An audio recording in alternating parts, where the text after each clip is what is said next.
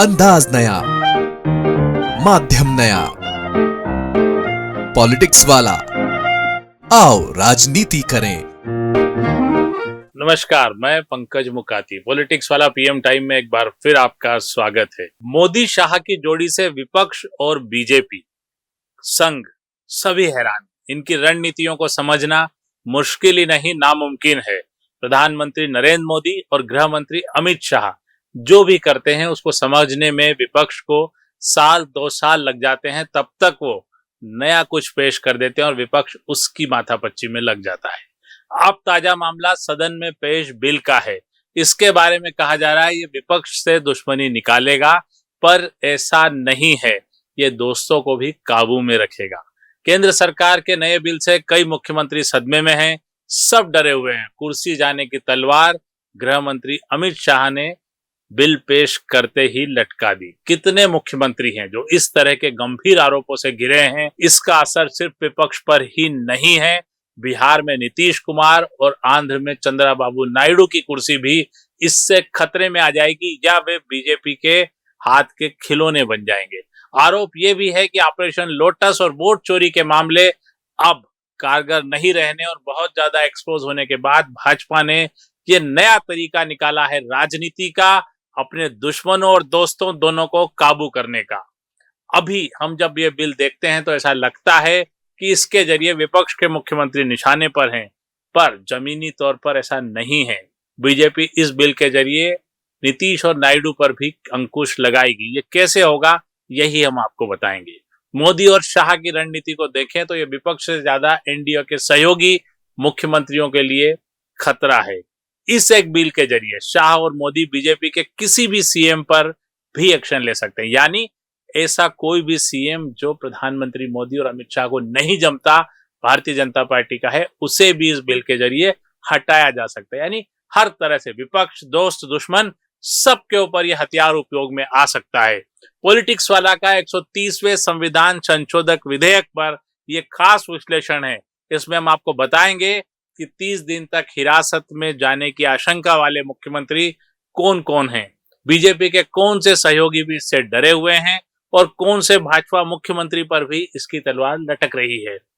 ऐसे सभी गंभीर मामले जिनमें 5 साल या अधिक की सजा का प्रावधान है, उसमें मुख्यमंत्री को अपनी कुर्सी से हटना होगा या राज्यपाल उसे हटा देंगे। इस बिल के लिहाज से देखें तो गंभीर अपराध से घिरे 10 में से 7 मुख्यमंत्री विपक्ष के हैं।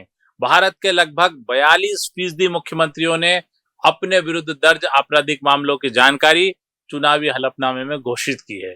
बुधवार को केंद्रीय गृह मंत्री अमित शाह ने संविधान के 130वें संशोधन विधेयक को सदन में रखा, जिसमें यह प्रावधान शामिल है कि केंद्र, राज्यों और केंद्र शासित प्रदेशों के मुख्यमंत्री और मंत्री अगर गंभीर आरोपों में गिरफ्तार होकर 30 दिन तक जेल में रहते हैं तो उन्हें पद से हटाया जा सकेगा।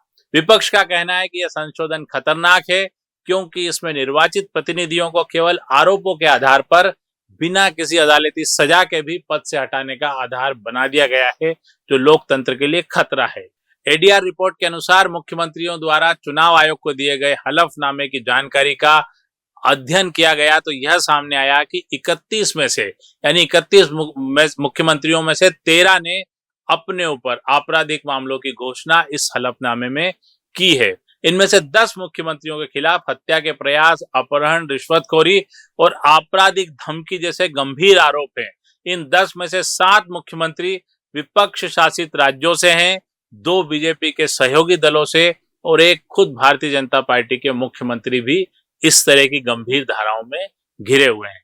अब जान लेते हैं कौन कौन से मुख्यमंत्रियों पर गंभीर धाराओं में केस दर्ज है और उन पर सीधी तलवार लटकी हुई है। सबसे पहले तेलंगाना के मुख्यमंत्री अन्मुला रेवंत रेड्डी हैं। दूसरे नंबर पर हैं तमिलनाडु के मुख्यमंत्री एम.के. स्टालिन, जो डीएमके के हैं। कुल 47 मामले इनके ऊपर चल रहे हैं, जिसमें से 11 गंभीर धाराएं हैं। तीसरे नंबर पर हैं एनडीए के महत्वपूर्ण सहयोगी और आंध्र प्रदेश के मुख्यमंत्री एन चंद्रबाबू नायडू। इन पर कुल 32 मामले चल रहे हैं, जिसमें से 19 पर गंभीर अपराध वाले मामले हैं। चौथे नंबर पर हैं कर्नाटक के मुख्यमंत्री सिद्धारमैया, जो कांग्रेस के हैं। इन पर कुल 13 मामले हैं, जिसमें 6 गंभीर अपराध हैं। सिद्धारमैया अभी भी कई मामलों में इसी तरह के फंसे हुए हैं। 5वें नंबर पर है झारखंड के मुख्यमंत्री हेमंत सोरेन, यानी झारखंड मुक्ति मोर्चा के प्रमुख हेमंत सोरेन। इन पे कुल 7 मामले हैं, जिसमें से 5 मामले गंभीर अपराध के हैं और हम सब देख चुके हैं कि हेमंत सोरेन एक लंबा वक्त जेल में काट कर भी आए हैं। 6वें नंबर पर है भारतीय जनता पार्टी के अपने महाराष्ट्र के मुख्यमंत्री देवेंद्र फडणवीस। इन पर कुल 4 मामले हैं, जिसमें से 2 मामले गंभीर अपराध के हैं। 7वें नंबर पर हिमाचल प्रदेश के मुख्यमंत्री सुखविंदर सिंह, ये भी कांग्रेस शासित राज्य है। सुखविंदर सिंह पर 4 मामले हैं, जिनमें से एक गंभीर अपराध है। 8वें नंबर पर है केरल के मुख्यमंत्री पिनराई विजयन, ये सीपीएम के मुख्यमंत्री हैं। इन पर कुल 2 मामले हैं और दोनों ही गंभीर अपराध के हैं और भारतीय जनता पार्टी या एनडीए केरल में लंबे समय से अपनी साख जमाने की कोशिश कर रही है।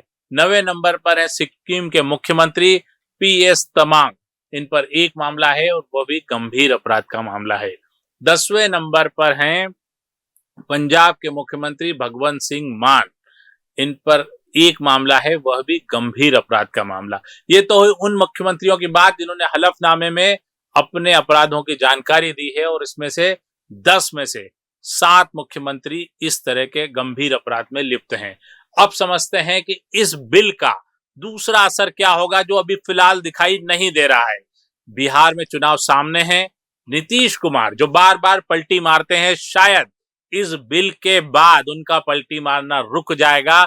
नीतीश पर इस बिल का क्या असर हो सकता है, कैसे भाजपा नीतीश को कठपत्ती जैसे नचा सकती है इस बिल के जरिए, इस मामले में कांग्रेस नेता कन्हैया कुमार ने दावा किया है कि 130वां संविधान संशोधन विधेयक भाजपा के सहयोगी बिहार के मुख्यमंत्री नीतीश कुमार को अब पलटी मारने से रोकने के लिए लाया गया है।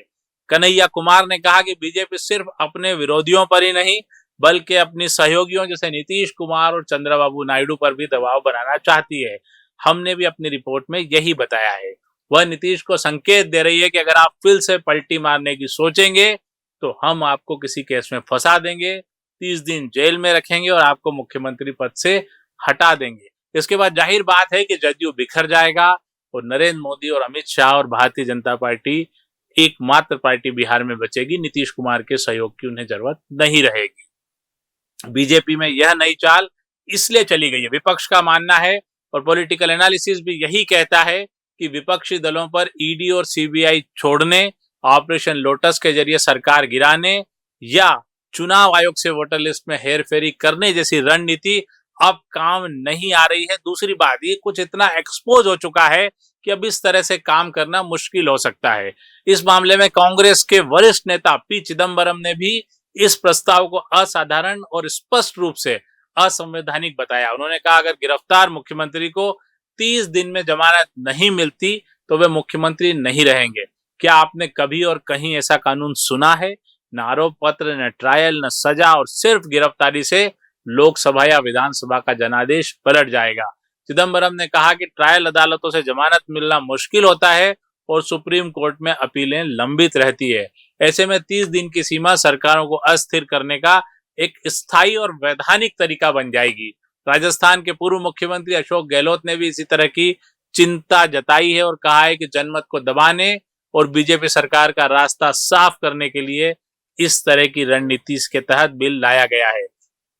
राज्यसभा सांसद कपिल सिब्बल ने कहा है कि 2014 के बाद से हमने ऐसे कई कानून देखे हैं जिनका मकसद संविधान द्वारा दिए नागरिक अधिकारों को छीनना है। ऐसे कानून संविधान की संरचना के लिए दीमक की तरह है।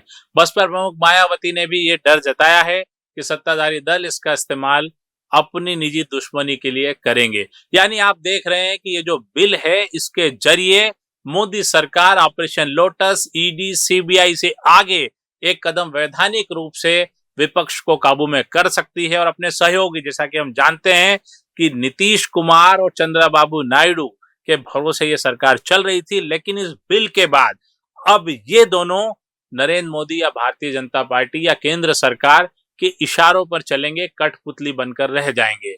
आज के लिए इतना ही। हम फिर ऐसे ही किसी विषय के साथ आपसे रूबरू होंगे। अपने कमेंट्स हमें अपने वीडियो पर भेज सकते हैं। चैनल को लाइक और सब्सक्राइब करना न भूलें।